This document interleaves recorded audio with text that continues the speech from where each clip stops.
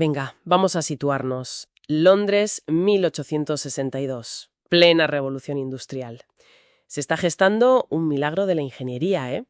El primer ferrocarril subterráneo del mundo. Casi nada. Una herida abierta en mitad de la ciudad. Una promesa de futuro hecha de ladrillo, hierro y sudor. Pero claro, en esa zanja, entre el caos y el progreso, los obreros encuentran algo. Algo que no debería estar ahí, claro. Un cadáver. Con esta imagen tan potente arranca la novela Assassin's Creed, Underworld. Y en los fragmentos que tenemos, el autor nos propone un viaje a dos mundos que chocan brutalmente. Hoy vamos a hacer un análisis a fondo de esa colisión. Por un lado, un misterio en el corazón de una ciudad llenísima de contradicciones, y por otro, la historia de origen de un personaje que se mueve entre las sombras de esa misma ciudad. Exacto. Y lo interesante es que no es solo una historia de asesinos y templarios. No, va mucho más allá. Es un retrato social. El autor usa el género de misterio para hacer una autopsia de la época victoriana, mostrando cómo la innovación más puntera y la miseria más abyecta no solo convivían, sino que eran dos caras de la misma moneda. Vale, esa imagen del cadáver en la zanja es potentísima. Desde luego. Y es que funciona como una metáfora perfecta de lo que la novela quiere contarnos sobre Londres en 1862, que en realidad no es una ciudad, sino dos. Dos que se ignoran mutuamente hasta que algo las obliga a mirarse a la cara. Totalmente. Por un lado, el autor nos sumerge de lleno en la obra. Casi puedes oler el barro y escuchar el estruendo de las máquinas. Sí. Nos habla de los ingenieros John Fowler y Charles Pearson, y de su método de excavar y cubrir. Te lo describe con un nivel de detalle que te hace sentir el peso físico de ese progreso. No es una idea abstracta. Para nada es una zanja de 9 metros, es ruido, son turnos de día y noche. Es la modernidad abriéndose paso a la fuerza, vamos. Pero ese progreso tiene un precio, y el autor no tarda ni 2 páginas en enseñarnos quién lo paga. El contraste no es sutil, es un golpe directo en el estómago. Ya. Me pregunto qué busca con esta crudeza tan explícita al describir barrios como St. Giles Rookery. No es solo ambientación, ¿verdad? Para nada. Yo creo que está demoliendo activamente cualquier visión romántica o edulcorada que pudiéramos tener del Londres victoriano. Claro. Cuando describe ese odor a verduras podridas y desechos, las casas donde familias enteras duermen en montones de paja y los niños que corren peligro de morir aplastados por sus padres borrachos, no está adornando la historia. No. Está estableciendo las reglas del juego de este mundo. Es brutal. Y la escena de la gente Aberline en Belle Isle es casi peor. Mataderos de caballos, calderas de huesos. Uf. Y esa imagen de los niños jugando al cricket con la cabeza de un gato.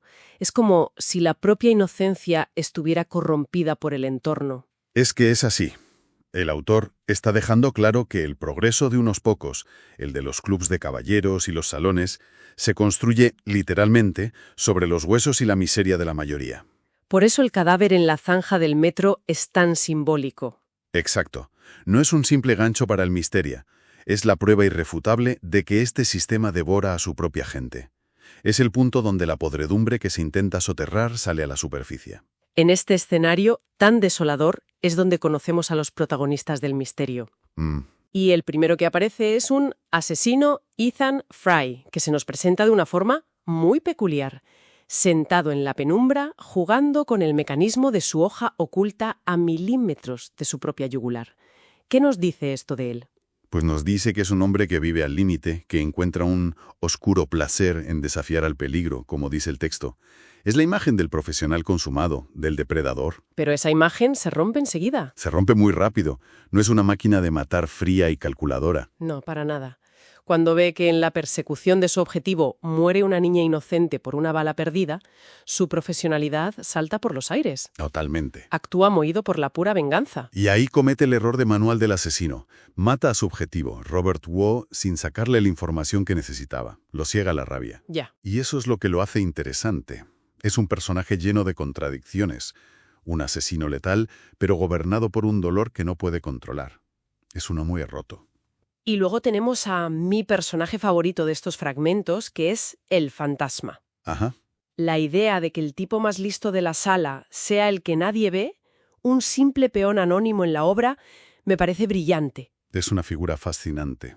Se hace llamar Barat y es el observador perfecto. mientras todos, incluido la gente de policía, ven solo un cadáver anónimo. Él es el único que se fija en la reacción del director de la compañía, un tal Cavanagh. Es un detalle mínimo, ¿no? Un gesto de reconocimiento que dura un instante. Un pestañeo, pero el fantasma lo capta. Y ese detalle lo cambia todo. Claro. Nos dice que él no ve lo que los demás ven.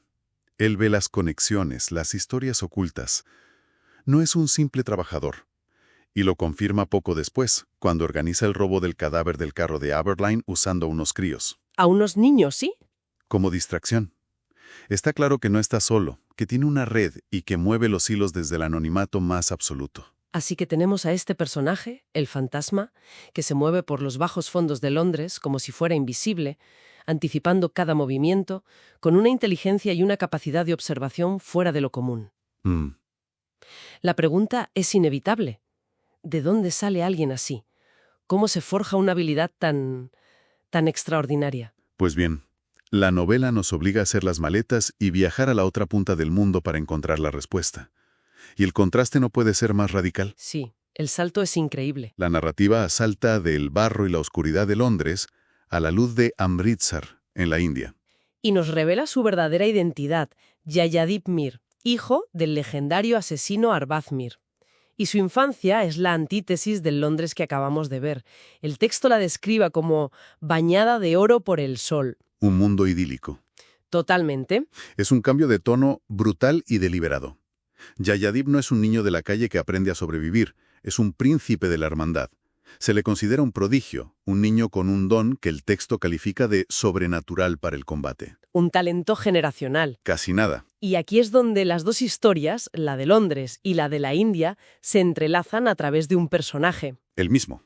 El mismo asesino atormentado que acabamos de ver persiguiendo a gente por Londres resulta ser el tutor del joven Yayadip. Sí, y esta relación es el corazón de la historia de origen de Yayadip. Nos enteramos de que Ethan huyó de Inglaterra tras la muerte de su mujer, abandonando a sus propios hijos, Jacob y Avi, porque no soportaba el dolor de verlos. Es un hombre que ha fracasado como padre. Totalmente. Pero entrenar a Yayadip parece que lo cambia. Le da una segunda oportunidad.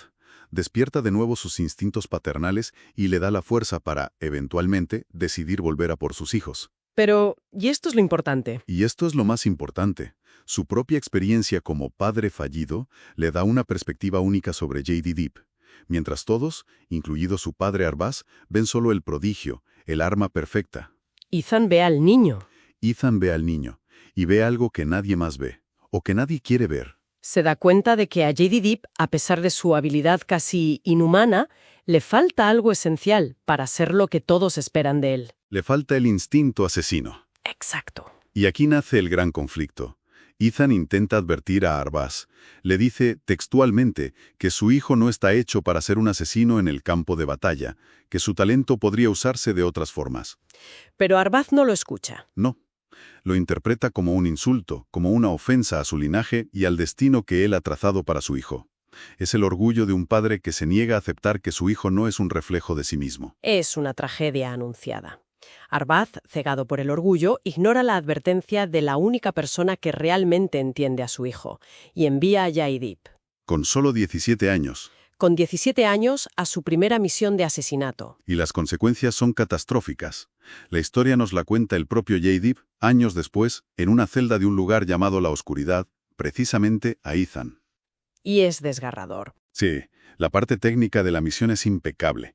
Demuestra que es el prodigio que todos decían que era. Se infiltra a la perfección, sin hacer un ruido, superando todas las defensas. Llega hasta la cama de su objetivo, un templario, mientras duerme. Tiene la victoria en la mano. Solo tiene que ejecutar. Pero ahí, en el momento de la verdad, todo se desmorona. Y el texto es brillante, explicando el porqué. No es miedo, No. es empatía. Durante los días de vigilancia, ha dejado de ver a un objetivo y ha empezado a ver a una persona. Ha aprendido sus rutinas, lo ha humanizado. Y eso lo paraliza. Duda. Su corazón se acelera, sus manos tiemblan. La moneda que iba a usar para apretar el garrote se le resbala de los dedos y cae al suelo de madera. Un pequeño ruido. Un pequeño ruido, pero suficiente. El objetivo se despierta, se defiende. Yayadip fracasa. Y no es un fracaso pequeño, es un fracaso absoluto, humillante, delante de toda la hermandad. Ese instante lo cambia todo.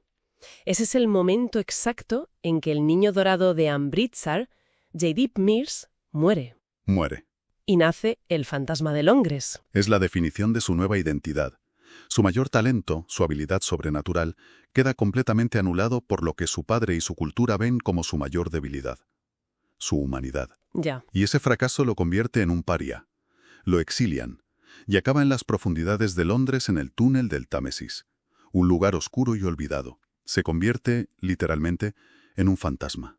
Pero lo irónico... Y lo brillante de la historia es que ese exilio forja una nueva versión de él.